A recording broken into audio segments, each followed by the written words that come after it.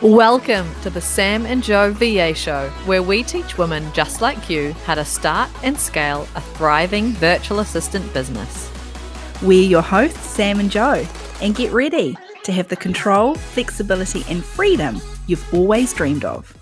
Welcome to episode 169, the differences between a great VA and a great VA business owner.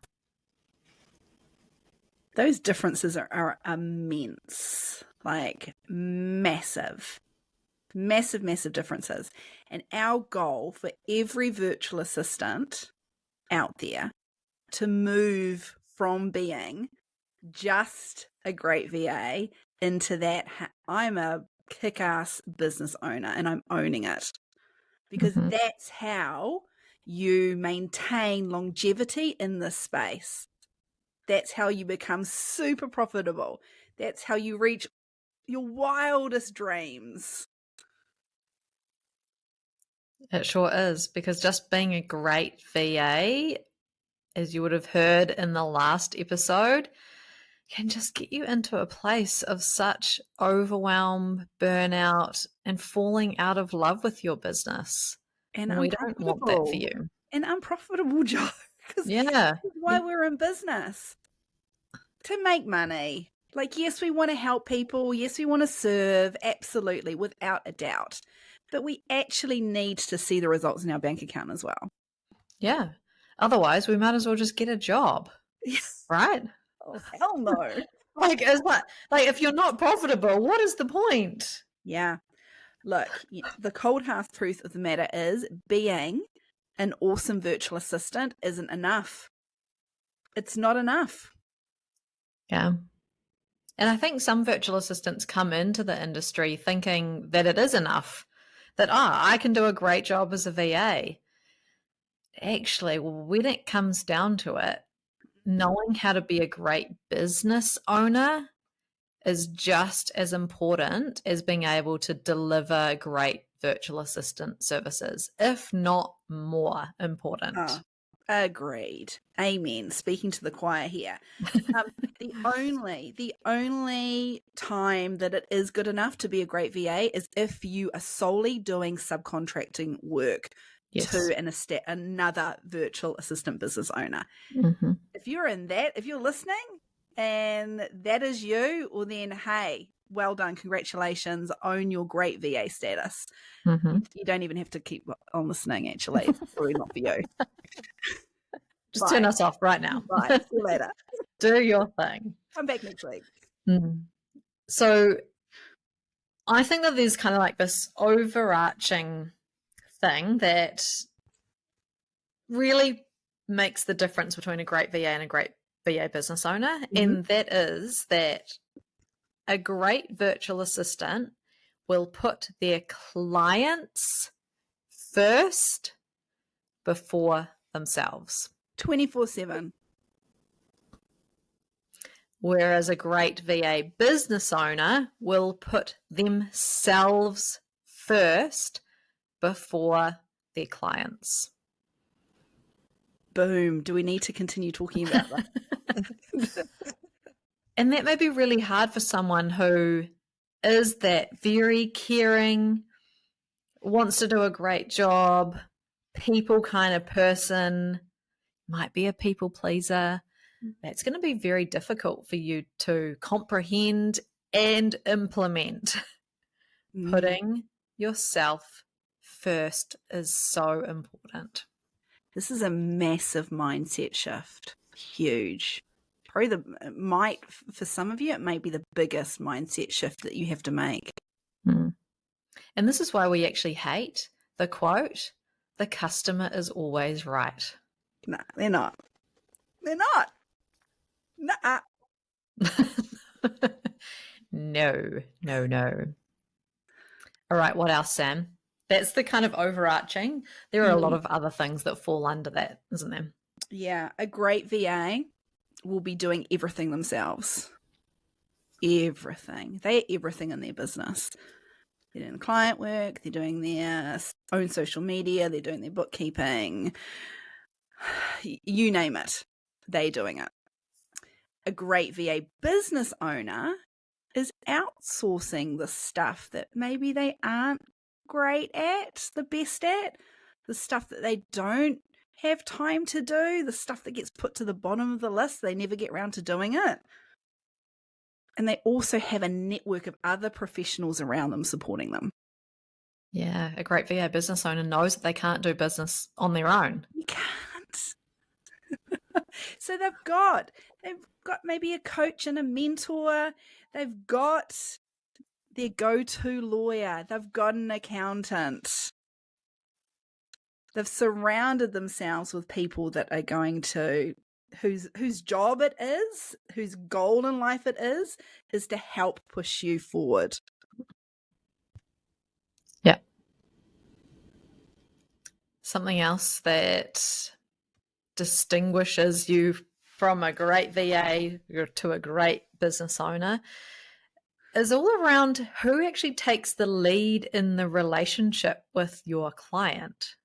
Mm-hmm. So a great VA will let the clients take the lead on expectations, the terms of the relationship, how it's all going to work. Whereas a great VA business owner, they are in control. They are leading the relationship as a professional business owner, providing a service to a client. And so all of the expectation setting right from the outset, that first interaction, is all from the virtual assistant. The terms, how this is going to work, when they're available, what boundaries are going to be in this relationship, working hours, terms of payment, all of those things are all set by the business owner. They are taking the lead. And they're setting the tone, as you said, Jo, right from the beginning. And the most important kind of place to set that tone at the beginning is the discovery call, taking control of that discovery call, not allowing it to feel like an interview, that you're the one being interviewed. It's not an interview. Discovery calls are not interviews. I'm sure we talked about this on another episode. And over in Scale It Mastermind, we had an amazing speaker that spoke as a guest expert in our coaching session all about this discovery call discussion and how important it was to set the agenda, take control, lead the conversation, ask all the questions. Like you say, Sam, this is not a job interview. No. This is you managing that relationship. Being the authority is what Hayden said. Being the person who is in control inside the session. It all comes from that first session with them. Absolutely. It really, really does. And if I had, how many times have I said this? If I had $1, I feel really old. If I had $1 for every time a virtual assistant came to me saying, like, freaking out, they are absolute, you can feel the panic. They're panicked, they're freaked out because a lead is questioning something in their contract. Like, panic. Like, it must be wrong. What can I do to fix this so the client isn't questioning it? Difference between a great VA and a great VA business owner. Knowing that contract is there to protect you. And also knowing that this is part of business, but you've got to take control. You don't want to roll over every time a lead or a client is questioning something. Take control. Yeah. That might be very new, a new concept for you, because when you come from an employee mindset where you're not in control at all. Anything, let's be honest. Your boss is in control 100%, and you are doing what they require of you inside your role, right? With some parameters, obviously. But they are in control. And so it does take a really big leap to go from employee to VA business owner, because there are a few steps to go through to help you with that shift, right? It's not like just one day you wake up, quit your job as an employee, and then you're suddenly this like amazing business owner that has it all together, knows how to set boundaries and take control. You've got to go through some learnings. Well, I kind of feel as though that was you. Like, I just have a feeling that you just like were born to do it, like, and you just knew all this. Definitely not. I had to learn the hard way. I have been doing it for 11 years now. It was only in the last 5 that I actually like really took control of this and made some changes. Well, there you go. Even the We don't want you to spend 5 years trying to figure out how to become a great VA business owner. And that's the thing, right? Don't take as long as Joe did. No. Well, can you imagine how much further along you'd be in your journey had it not taken you 5 years to figure all this out? If we had a Sam and Joe VA show podcast back then, wow, game changer. Yeah. Yeah. Okay, the thing, this is a big thing that comes to mind when I think about this massive difference between great VA and a great VA business owner is a great VA more often than not spends 24/7 on client work. That's their priority. Going back to putting their clients first. So in terms of all of their working hours, it's going to client work. It's going towards growing their client's business rather than your own. If this is you, if you're listening and you're like, yep, please, it's time to start implementing regular time in your diary for the on your business work. It's time to start having CEO days. CEO mornings, an afternoon, like something in your week. Yeah. Where you have turned off the client work, you're on D&D, and you are focused on your business improvements, growth, strategy, whatever it is that is going to help you move your business forward, increase your profit, have you happier, bring you more joy, whatever those things are that's going to help you in your business. You've got to put time aside for those things. But you can't grow without it. You cannot grow without it. And we're not saying that growth needs to be a team of virtual assistants that you manage, because it doesn't. It might just be bringing in more income in each month than you currently do. It might be getting regular leads coming in, because at the moment it's a bit patchy. That's growth too. Yep. All right. Something else that we see is virtual assistants who are great at being a virtual assistant. They're working by default. Things are happening to them by default. Whereas a great VA business owner actually makes a plan, sets some goals, and they make things happen for them. It's another game changer. Having a really clear why, having really clear goals, and not just pie in the sky goals. Like, this is my 12-month goal. This is my monthly goal. This is what I'm going to do this week. This is what I'm going to do today. And then checking in regularly to see how you're tracking. Yeah, having a planning process that you work through. Because we want you to have the business that you want, not the business that just kind of happens because you're a great VA and it's all kind of happening to you because clients might refer someone and then you say yes to them and then you do work for them. Well, like, are you actually getting the business that you want if you're just saying yes, yes, yes to everything that comes along? No, I'm going to vote no on that. I don't think you are. Because a great virtual assistant business owner will absolutely say no more than they will say yes. Just let that sink in. They are saying no more than they are saying yes.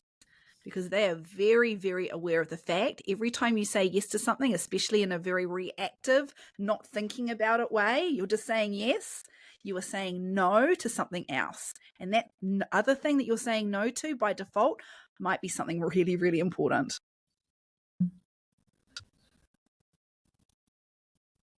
The other thing that a great VA business owner has is very clear boundaries that they actually stick to. Because they're saying no more than yes, they're Yeah. keeping those boundaries in place. Whereas a great VA, Mm-hmm. they don't have boundaries. Mm. Yeah, how can you have boundaries if you keep saying yes? Or they've got boundaries, Joe, let's be honest, but they're not maintaining them. They They've think they let have that boundaries. boundary slip once, twice, and then boom, it's gone. Because as soon as you would have heard us talk about this, as soon as you let a boundary go once, you are resetting. You've hit the reset button. All bets are off in terms of that client. Yep. Oh, boundaries. A great VA will be having, they'll be getting loads of word of mouth referrals because they're doing such a good job from their clients. Their clients are raving about them. You need to contact XXX. This is the virtual assistant for you, which is great, right? All these word of mouth referrals, fantastic. A great VA business owner will actually have a steady stream of leads coming in, that pipeline, steady. So they're coming in regularly from all manner of places, not just word of mouth. Because the word of mouth, as great as they are, they're not always regular. They can be a bit patchy in terms of when they come in. And they're not always your ideal client. Not always. Because it's like Joe Bob over here, your client, and it's their mate. Well, like, is their mate the similar client to them? Are they your ideal client? And then are you just saying yes because Joe Bob, your client, I was going to say she, Joe that feels Bob. like a man. They, they might have a mate that does something completely different to them. Yeah. Yeah. And you'll feel loyalty to Joe Bob, but that doesn't mean that you should say yes to their referral.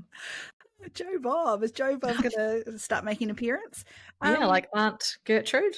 Yeah, like great Aunt Gertrude. Yes. And along with that steady pipeline of leads coming in, there's a wait list. There is a wait list that you are nurturing as a VA business owner. Yep. We don't want any feast and famine because that's what we see with great VAs, feast and famine cycle. They're not working on their business. And so they're just doing whatever comes in and nothing else. Anything left on your list, Joe? I think the other thing that VA business owner does really well is they capacity plan. Like they know whether they can say yes or no to a brand new client coming in because they know the ideal client, they know what their capacity is, and they know when that person could start with them. Whereas a great VA is likely to just say, yeah, sure, I can start. And they bring them on. Freak out because they actually don't have the time that client deserves. That's when those great virtual assistants, they've overextended themselves. And that's when you start letting people down, that you are on a slippery slope from being that great VA to a mediocre VA because you're not actually bringing what you need for that client or all of your clients. You can only spread yourself so far. So if you want to continue to be a great VA, you absolutely need to start becoming a great VA business owner. Otherwise, like Sam says, you're going to become mediocre, and we don't want that for you. And we know that you don't want that for yourself. So that's a list, a bit of a big list. But it all comes down to that taking control, taking the lead, having those boundaries, and setting aside that time for you to work on your business. Like that's the fundamentals of becoming a great virtual assistant business owner. And that's not complicated. This is not a complicated thing to start implementing in your business. It's a matter of sitting down, looking at your diary, carving out some time, and then sticking to it. Yes, that's the Make key. it a habit. It's a, you know, and the thing we know about habits is it does take time and effort before you don't have to think about it. It just then comes naturally. But to start with, you are going to have to be very focused on making sure that you don't give away that time back to your clients. Mm. And one way that you can get really focused and have that accountability of setting aside that time to work on your business is to come on into the Scale It Mastermind. We have set times every single month that can be your carved out time in your weeks to actually work on your business. We would love to see you there. So if you're ready to ditch that overwhelm, become super profitable in your business and fall back in love with being in your virtual assistant business, then we will see you there. Thanks for listening to this episode of the Sam and Joe VA Show. If you'd like to find out more, head to the VA Foundry website to check out the mastermind and the amazing resources, courses, and coaching. You can find us at thevafoundry.com.